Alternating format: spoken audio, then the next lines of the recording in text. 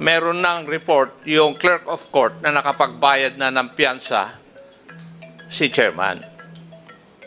Kasi ang pinagtataka ko, bakit kayo aligaga o kaya very, very enthusiastic na iserve kaagad yung warrant of arrest upon receipt? Now, Epe, may informasyon na pala na nakapag-bail na. Eh, ba't tinuloy mo pa? I informed them. Paulit-ulit ko sinabi sa kanila na nagpiyansa na ako. Nagmakaawa ako sa mga pulis na wag na nila i-serve ang warrant of arrest kasi wala doon ako sa bahay. In fact, I have my audio recording to that just to prove that I'm very truthful to my word. Pero tinuloy pa rin nila para mapahiya po ako. At obvious naman po, Your Honor, that all these are all politically motivated. I am politically persecuted. That's all, Your Honor. Chairman Inyon, tatakbo po ba kayong mayor sa susunod na eleksyon? They perceived it to be that I would run for the higher office, but after my last term, Kong, I'm out. Kasi nagtataka lang ako bakit ka pinag-iinteresan eh. I guess I have I have a guest lang, Your Honor. Thank you. Warrant officer, at what point in time did you receive the warrant? Good morning, sir. Sir, the warrant of arrest, nakita ko lang pa siya, sir, upon report sa station, sir, at around bago po mag 8 o'clock ng gabi. Bago mag 8 o'clock? Yes, sir. Teka, nag-oath ka na ba?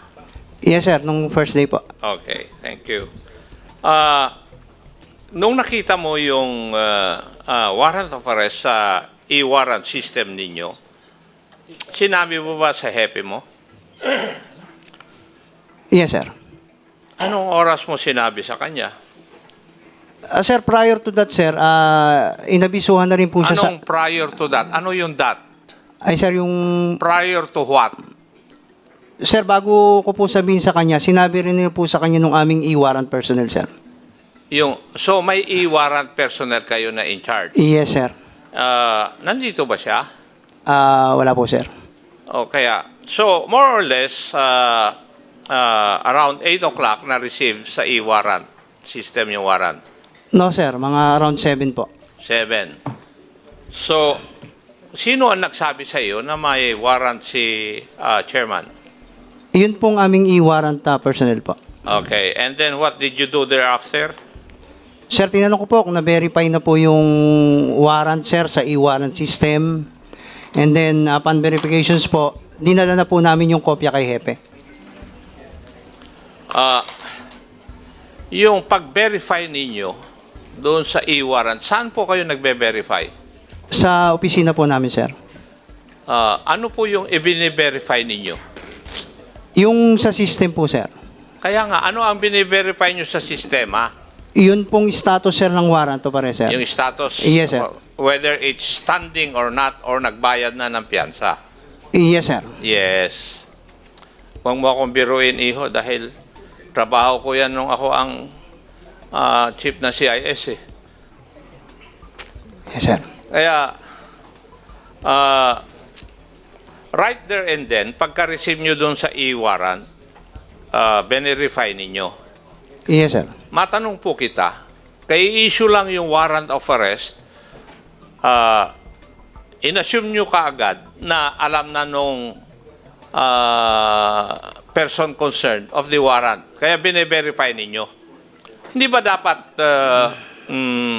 bigyan nyo muna ng pagkakataon na pag nalaman nung person subject of the warrant of arrest kung na makapagpiyansa?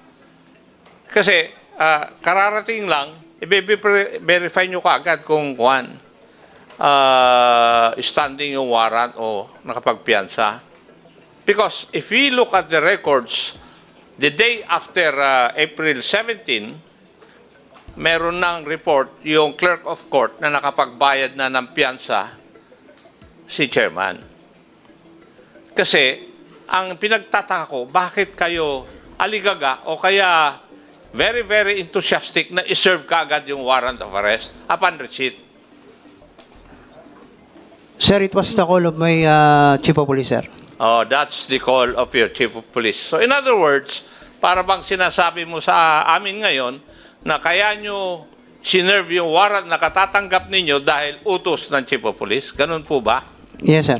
Yes. Now, may I ask the chief of police, talaga bang utos mo na iserve kaagad yung warrant of arrest as stated by your warrant officer?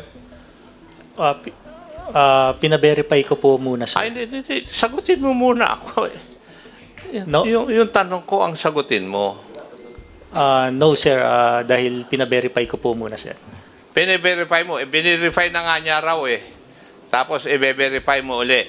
Now, from whom did you verify whether the warrant is standing or not? Pina-verify po ng aking warrant, sir. Doon sa mga communications na dumadating sa amin, sir, kung merong order of bail or recall of warrants.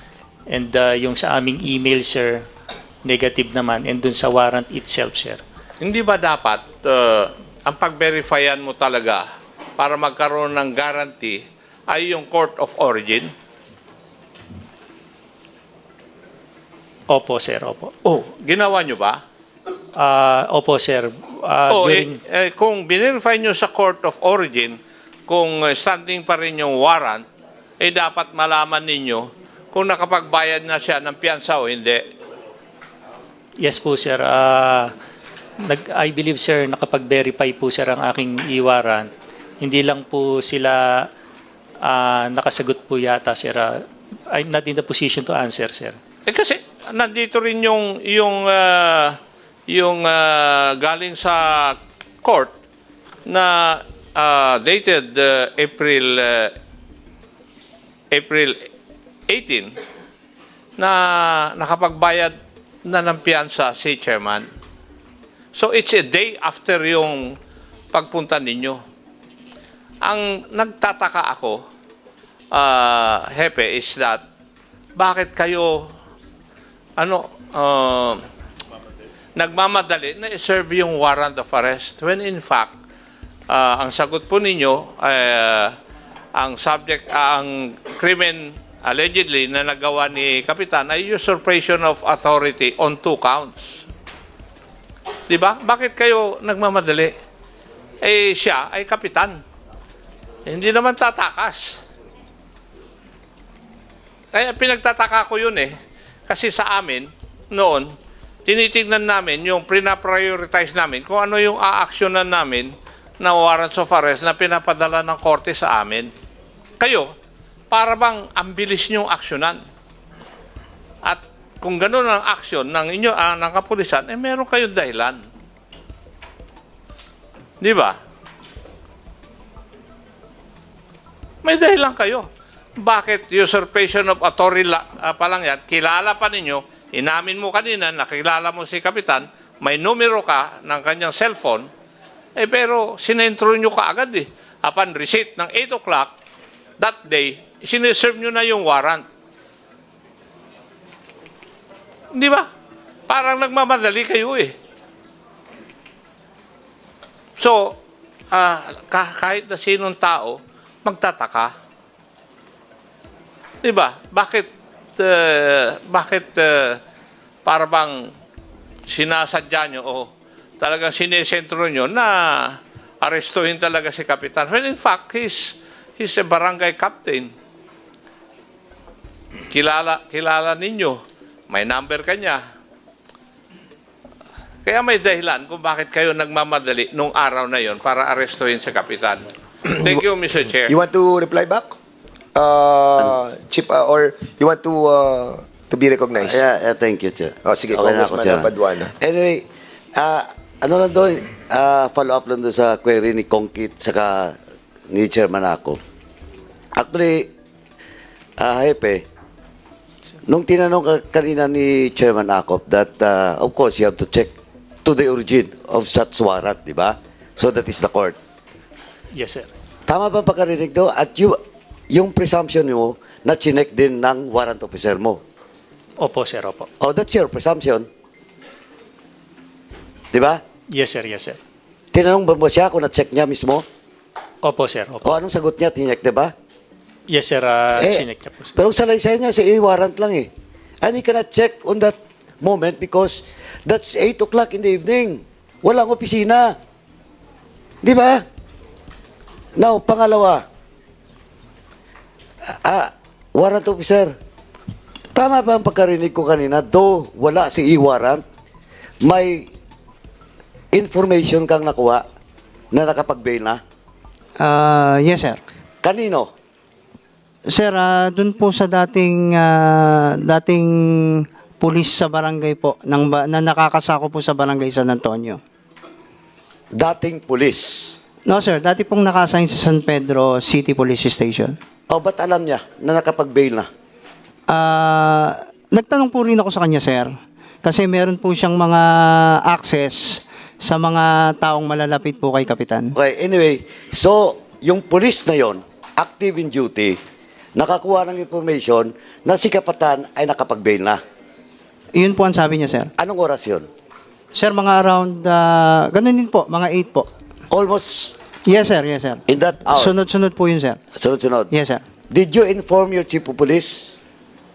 Yes, sir. O ano, pakikwento nga, paano mo siya, paano mo... Sir, ang inanap niyo po sa akin is yung proof. Hindi, sorry, Yes, to sir. cut you short. Pakikwento nga, paano mo sinabi kay Hepe na, ayun, may information ka. Sir, meron po akong natanggap na information na posible po na nakapagpiyansa na po si Kapitan Jun Inyon. Pero however, wala rin naman po ako may pakikitang ano sa inyo. Any proof or hard copy or order na nanggaling po sa court mismo. Pero ikaw, that information coming from a police officer which is not assigned anymore in San Pedro, Yes, sir. which has access to barangay captain, ikaw personal, anong tingin mo doon? Dahil Totoo po ba? sir sa matagal na siyang PSP po ng Barangay San Antonio, definitely po marami na po siyang naging kaibigan. So Na- ikaw mismo, Yes, sir. ikaw mismo naniniwala doon, that very moment, though walang proof. Posible, sir. No. Yes, sir. No, hindi pwedeng posible ha. Yes, sir. Yes, sir. Naniniwala ka ba doon sa information o hindi? Yes, sir. O kaya nga, sinabi mo kay Hepe. Yes, sir. Now, Hepe, may informasyon na pala na nakapag-bail na. Ba't tinuloy mo pa? Sir, Second, sinabi mo kanina, kilala mo si Kapitan, siguro naman, hindi naman to tatakas, may numero ka pa, may information pa na binato sa iyo yung warrant officer mo, ba't hindi mo tinawagan si Kapitan? Di ba? opo, sir. O ba't hindi mo tinawagan? Ito may information pa. Doon walang dokumentong hawak kasi hindi nakapost doon. Walang record sa e-warrant. Pero may information. And that information was given to you by your warrant officer. Hindi lang simpleng ibang police officer, by your warrant officer. Ba't hindi mo tinawagin si Kapitan o hindi man lang paliban mo na. The following day na lang. Tapos, gabi na, sinerve nyo. Di ba? Ako fair ako dito Pero pag ganyan, hindi ako maniwala na sa sarili mo yon. What is your interest to serve that warrant of arrest to a barangay captain, elected barangay captain, and a legitimate businessman in San Pedro City? Anong interest mo doon? Just to serve it? Then ikaw pa? Ikaw mismo nandun? Di ba? Ako, sinasabi ko, ayaw ko ng politika, I am very fair, even in my committee. Pero sa kanyang Hepe, hindi mo ako pwedeng paniwalain na sarili mo yun. Because in line of duty, dapat mong gawin. Pwede mong gawing bukas. Gabi. Ako, tingin ko lang dito, you just want to serve it. Kung walang bail, kulong si Kapitan. Mapahiya si Kapitan. Kaso, di ba hindi naman criminal case? Oh, wala. Kaya, are you still the chief of police? Not anymore po, sir. Bakit ka na-relieve? To give way for the investigation po, sir. Nung Pending may This? may admin case po, sir. what is your admin case? Grave misconduct, sir. Grave misconduct with regards to what? And grave irregularity. Dun sa, Sa anong kaso? dito po, sir, sa issue Ito? po din. Opo, sir. Kailan? Kailan ka na-relieve? June 6 po, sir. June 6? Opo, sir. So, at least RD, na-relieve na pala to. Dapat na talaga. Kasi, RD, ako diretsuhin kita. Hindi ako maniwala dun. Nakusang loob yun ni Epe. In line of duty. Gagawin niya. Kaya lang, siyempre, pwede mong gawin that time because akala mo, pwede niyong lusutan. Ito ngayon, may congressional investigation. Di ba? Malabo, Epe. Malabo, nasabihin mo dito sa komite na ginawa mo yon dahil obligasyon mong gawin yon.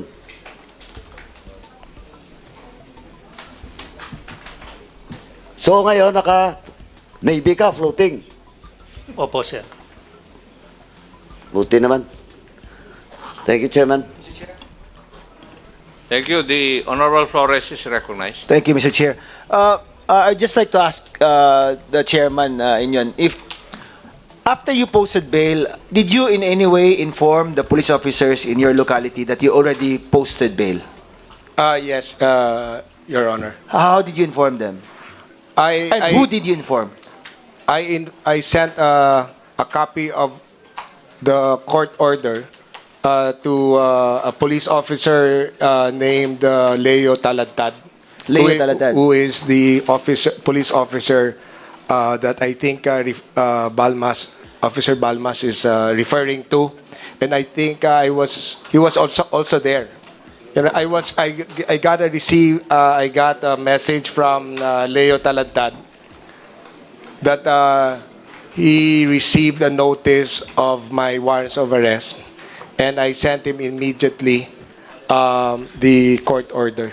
The copy of the court order, of which the I bail. have it all in my phone. All in your phone. But the information that you forwarded was just a soft copy of the It's just order. a soft copy. In fact, I even called them up and then pleaded with them to inform the Jefe, the chief of police, and all I got was a statement from Officer Leo Taladtad that the chief of police already received the order, but he The was soft like copy. the soft copy, and he was just like saying, according to this police officer, na magpanggap na lang tayo na hindi natin natanggap yan kasi wala pa naman tayong hard copy niyan at ituloy natin yung aresto.